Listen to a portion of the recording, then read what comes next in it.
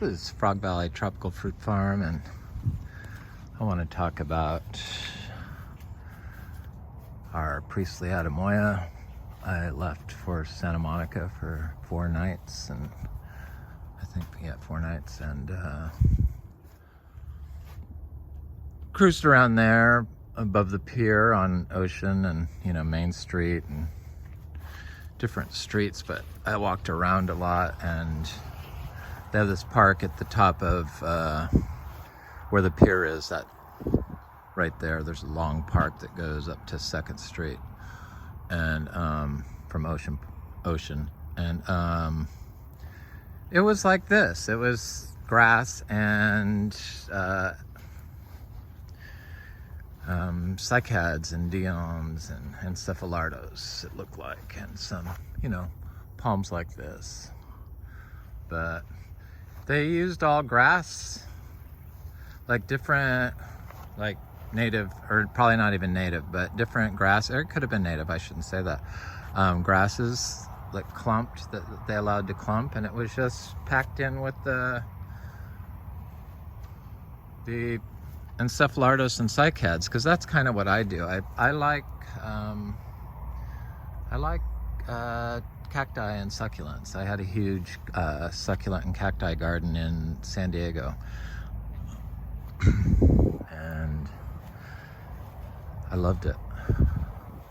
So I plant them in here in this tall grass, and they seem to do fine. Of course, they're kind of slow growing, and if you buy them small, because otherwise they're way too expensive, you don't really notice them. So if I stay off of the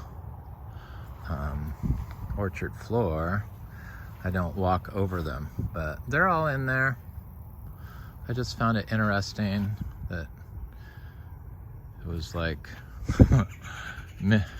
kind of like what I do here. It was more controlled. I'm sure they knew every grass that was in there, and they planted it, whereas I didn't plant any of that orchard floor. But so I just got back, and it was a good trip, and I met like a longtime friend of mine who is a professor of environmental agriculture in UC Davis, I guess is what it is. And another friend of mine I've known for 55 years, so it was a good trip. So that's the egg fruit that hasn't ripened. This is the delightful egg fruit, and looks like it's getting closer. It's getting big finally. I saw flowers on it before I left, but I don't see any fruit. Oh, there's a little flower that looks like it's could be promising fruit. I know there was other fruit on here. There it is.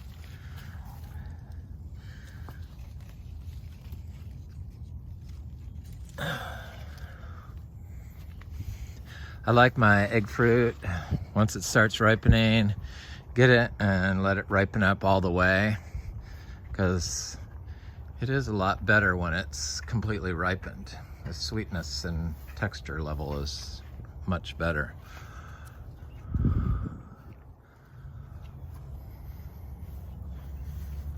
It was so dry there at Los Angeles. It was like everything was coated in dust. I thought, what do they need to do? They need to like put biodynamic 500 horn manure down, spray it using structured water for sure. So I never told my agriculture friend that I did these videos, and well, I kind of in passing, but I never pushed him, and I don't think he had ever looked at them, but maybe he had. But he was kind of surprised that I don't write anything down, that I just wing it, but or edit. It's like, why? I don't want to put a bunch of work into it, and then it would be like, would ruin it. I just stopped making videos, so I was worried about this Kwai Muk Fruit being ready while I was gone. Hello, you darlings. And It's getting closer.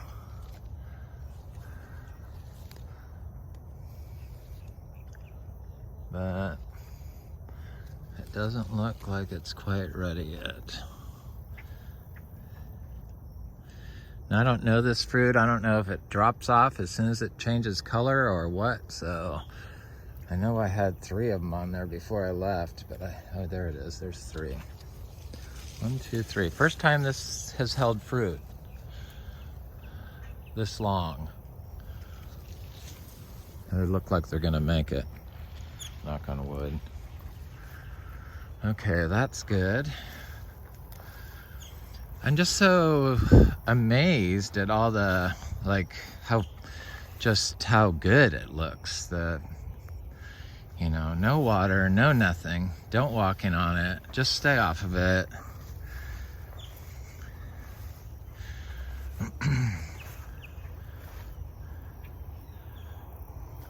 He thought I should be removing the stuff from around the trees. You know, at least like 4 inches. It's like, oh, 4 inches is the magic number for how far to remove it from around the tree. I don't know. You might have to do that in California. I don't know. I grow in Florida, and this is for my farm, what works for me. And what works for me may not work for you. This is just what I do, which isn't much. I see that this jackfruit, I think I should have thinned this jackfruit, but it's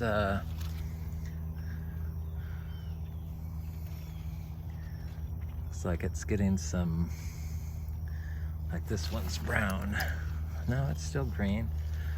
Okay. I'm sure I probably have some other egg fruits on some of these trees. I know I do on this one. Raw sapotes. They're getting better, bigger, plumper, more plump.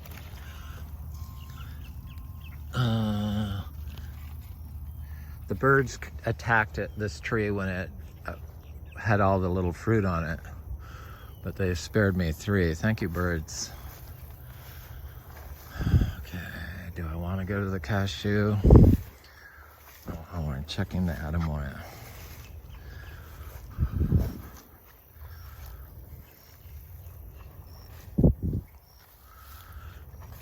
Yeah, we obviously don't remove anything from around the trunk of our tree, and that's how we plant them into the ground, or I plant them. You know, just put the shovel into the ground and drop like a 4-inch seedling directly into the ground, or plant it from seed directly into the ground, not removing anything.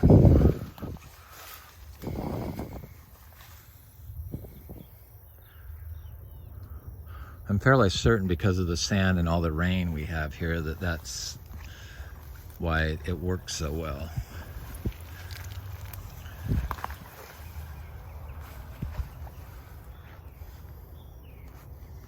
I still do not see any fruit on this ice cream bean, but I have heard that you miss it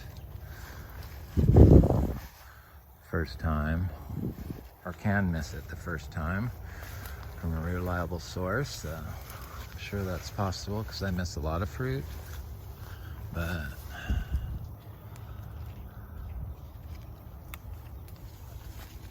we have 2 different types of Inga's ice cream beans flowering right now. We have 4 different types altogether. I imagine they cross, so eventually probably more different types. And I know they fruit in this area because I've tasted the fruit. It's delicious. Not off that one, but off a different one. I'm not sure what that really is and what type of fruit it's going to produce.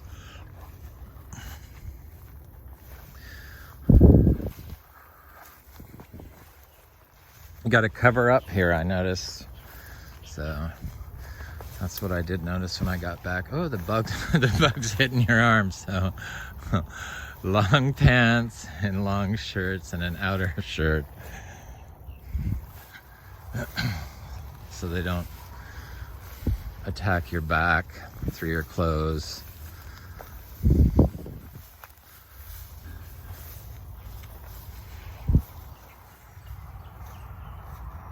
It's very lush and beautiful here in Florida.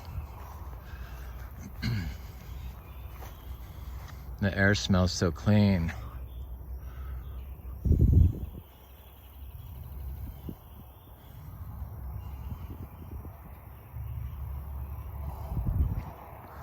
Okay, there was a bunch of star fruit on this tree before I left. I'm sure there's some left. I need to collect some seeds.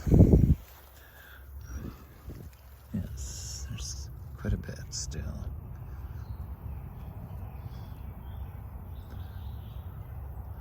This is Florida without doing anything. Tropical fruit. Pretty much. It's just a matter of packing the biology and staying off of it.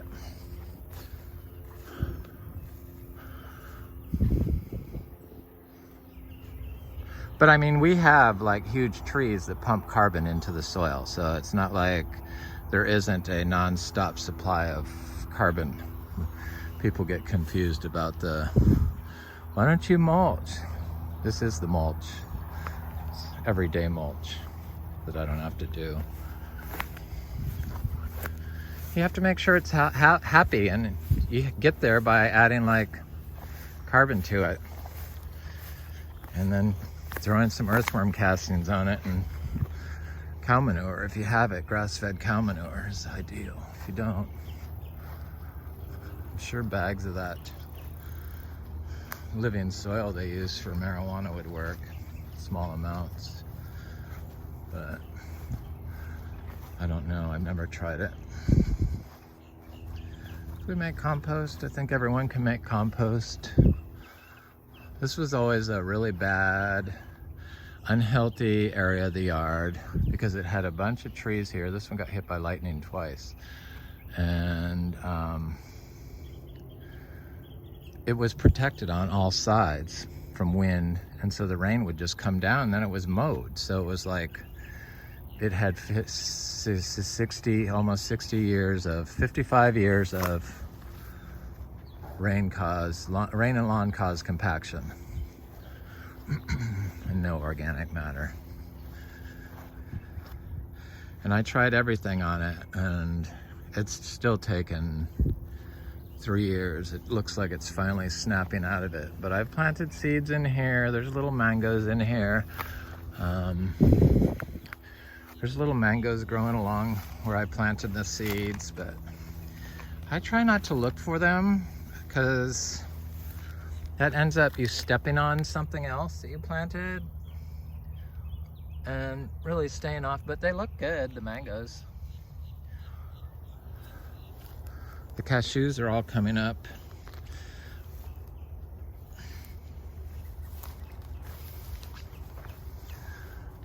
But this is looking better. So it needed more plants put in it. I see another mango right here. But I know I planted some cashews in here. I don't see those, and they usually are coming up by now. Maybe I'm just not seeing them, which is totally possible. I do put daily manure down. 50 pounds a day on 10 acres. Or like 7 acres I work. Let the animals do the rest.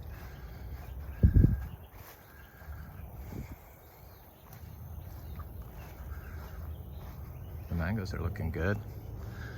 Okay, where's this?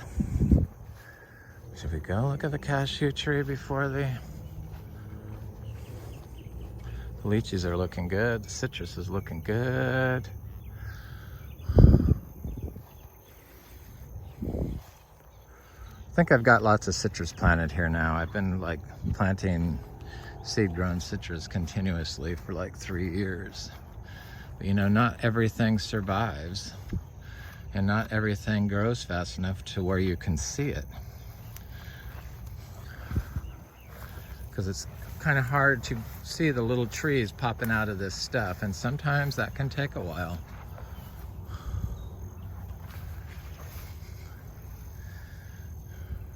Okay, where's the trail at? Right here? Yes.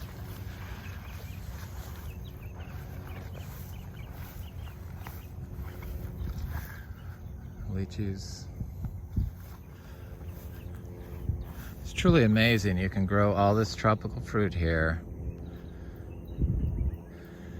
and just plant it into the native system and kind of not have to do anything else.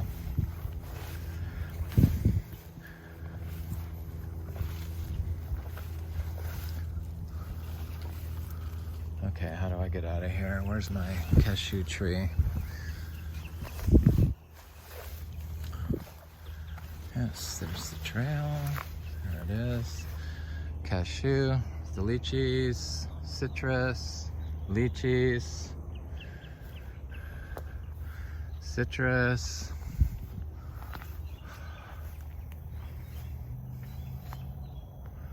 mango,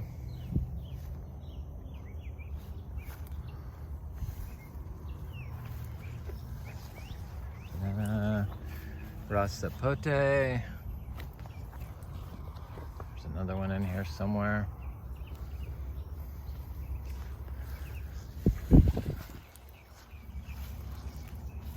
Okay, so this cashew tree has been producing fruit since, like, I forget. I think it's like April, for sure May. But I thought it was April. And it seems to like just keep giving you little crops of fruit.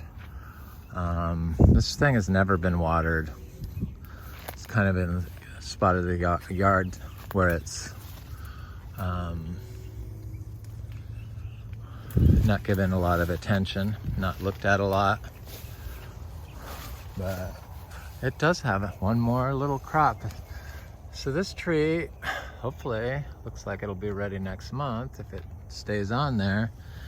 Fruits from like April through October continuously so far. The cashew and the cashew fruit, the cashew apple on the top of the nut, something separate than the cashew nut, is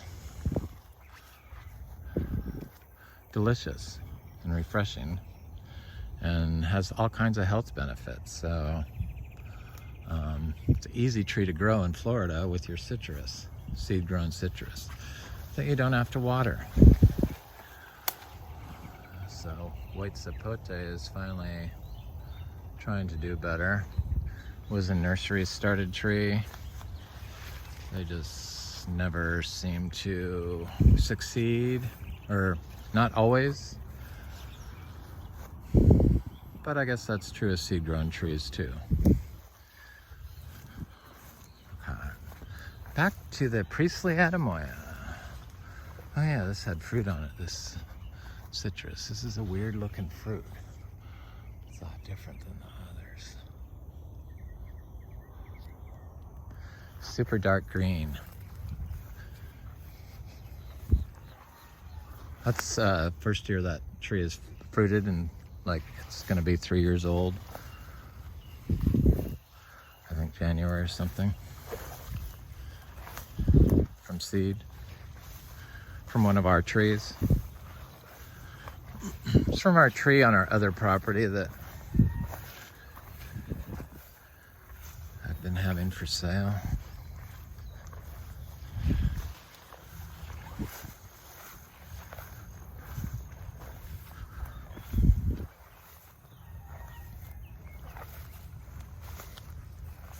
Hearing the birds and smelling the clean air.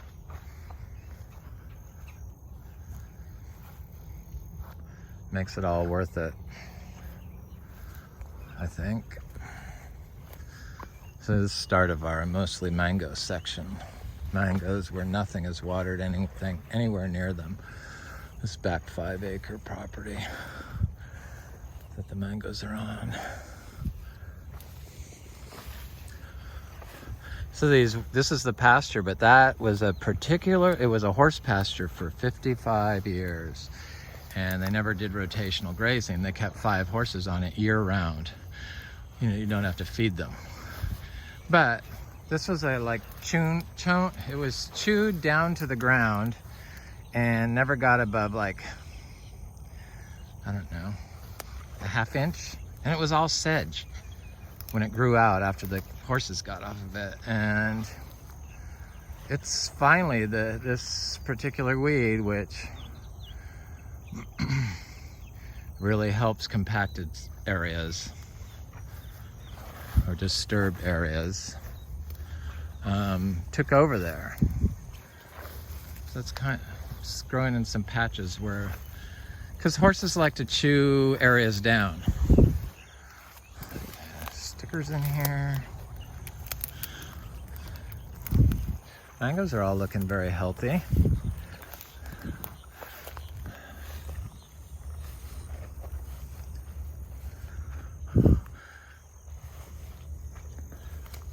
My friend that teaches at UC Davis agriculture, he was kind of surprised that Florida was so behind on organic.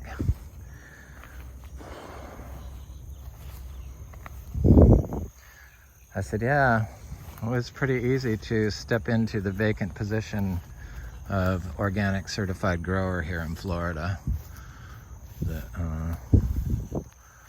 Because they just said you couldn't do it with tropical fruit. Yeah, I can't, but nature can. If you plant them, they will grow. They will fruit. They don't need any water. I think this is a buttercream. Sweet tart. Oh, even better. Okay, here's my Atemoya.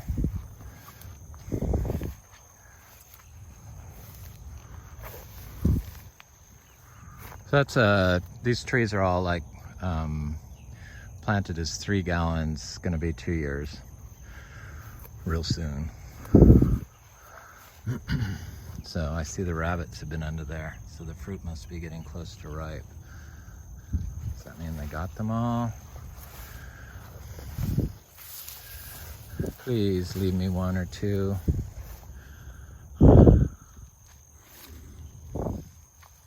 Did they all fall off already? I know there was one up here. Did I miss the moment? No, they're there. Sorry, little rabbit, if you haven't been eating